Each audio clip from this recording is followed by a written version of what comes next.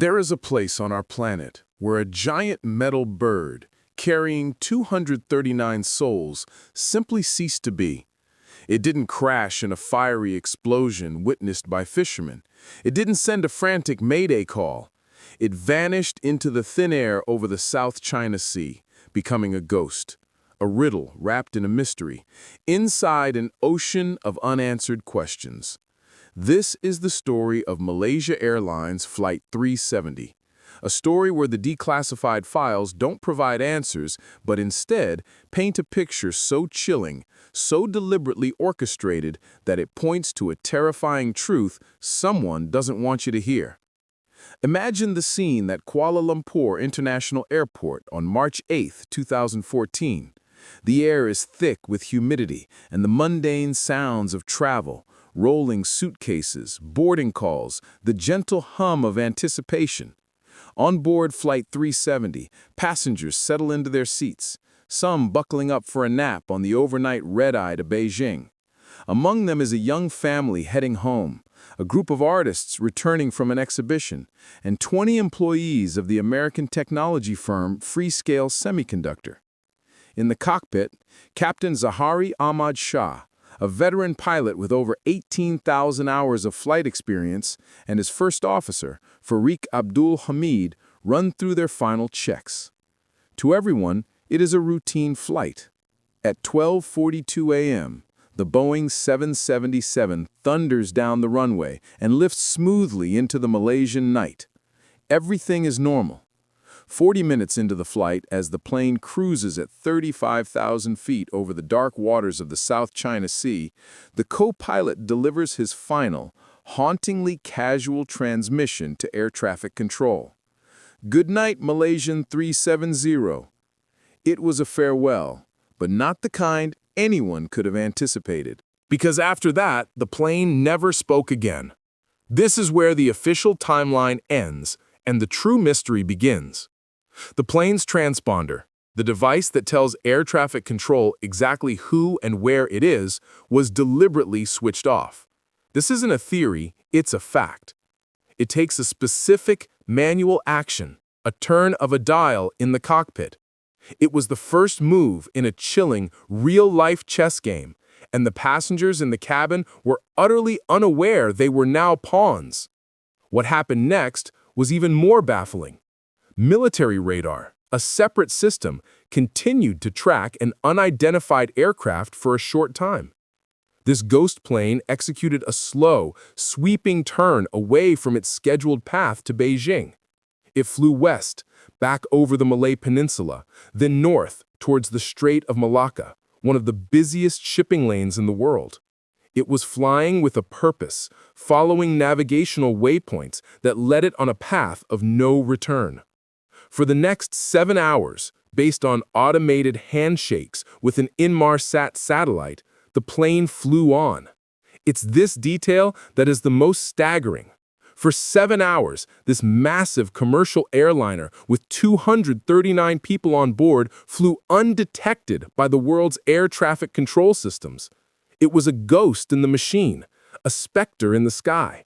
It flew until, the data suggests, it ran out of fuel somewhere in the vast, remote, and terrifyingly deep southern Indian Ocean.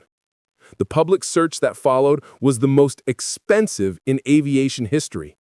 Dozens of ships and aircraft from multiple nations scoured millions of square miles of ocean, a search area larger than the state of Texas. They were looking for debris, for an oil slick, for a signal from the black boxes. They found nothing.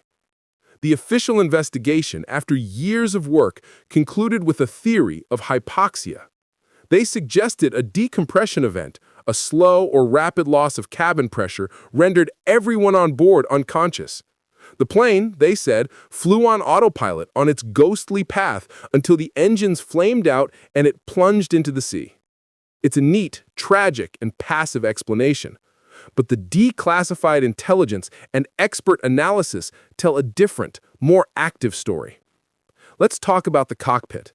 The systems were disabled in a sequence that speaks of expertise, not chaos.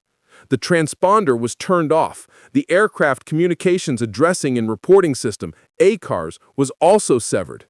This was a systematic silencing. Then there is the matter of Captain Zahari Ahmad Shah's personal flight simulator.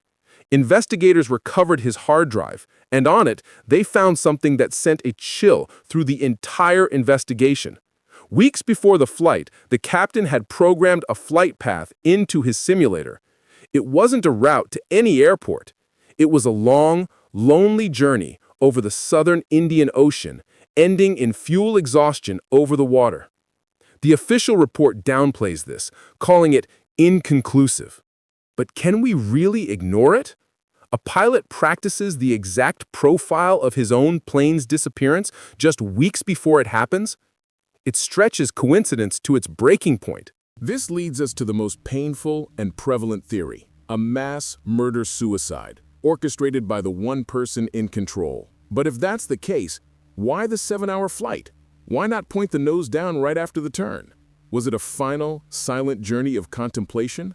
Or was there another, even more sinister goal? This is where the declassified files get truly murky. Remember the 20 employees from Freescale Semiconductor? This fact has fueled conspiracy theories for a decade. The company was working on advanced, classified microchips with military applications. Some reports suggest these employees were transporting sensitive intellectual property. Was the plane and its passengers a target?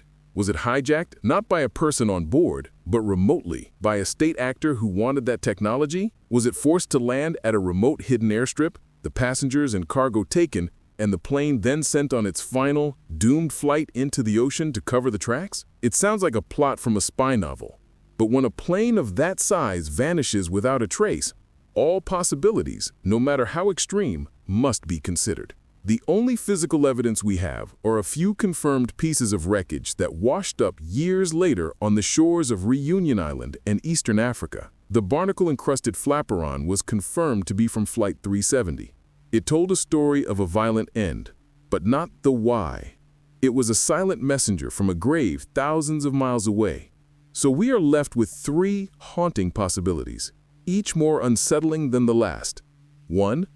A pilot, respected and experienced, decided to end his life and take 238 innocent people with him on a 7-hour journey into oblivion. 2. A sophisticated, state-sponsored hijacking executed with such precision that it has remained hidden from the world's intelligence agencies for a decade. Or 3. A catastrophic series of events so bizarre and unlikely that we haven't even been able to conceive of it. The declassified data gives us the how. A deliberate, skilled takeover and diversion. But the why remains at the bottom of the ocean, a secret guarded by crushing pressures and impenetrable darkness. The families of those 239 people are left in a perpetual state of grief, without a body to bury, without a definitive reason for the empty chair at their table. Their pain is the only concrete thing to emerge from this mystery. So I have to ask you, looking at all the evidence, what do you truly believe happened in the cockpit of Flight 370 that night? Was it the hand of one man, or the hand of a shadowy organization? Tell me your theory in the comments below. And tell me where you're watching Criminal Codex from. Drop your city in the comments. I read every single one. The Indian Ocean is the world's largest crime scene, and it holds its evidence tight. If you enjoyed this story, make sure to like the video, share it with your friends, and subscribe to Criminal Codex for more true crime stories. See you in the next one, where the truth waits to be uncovered.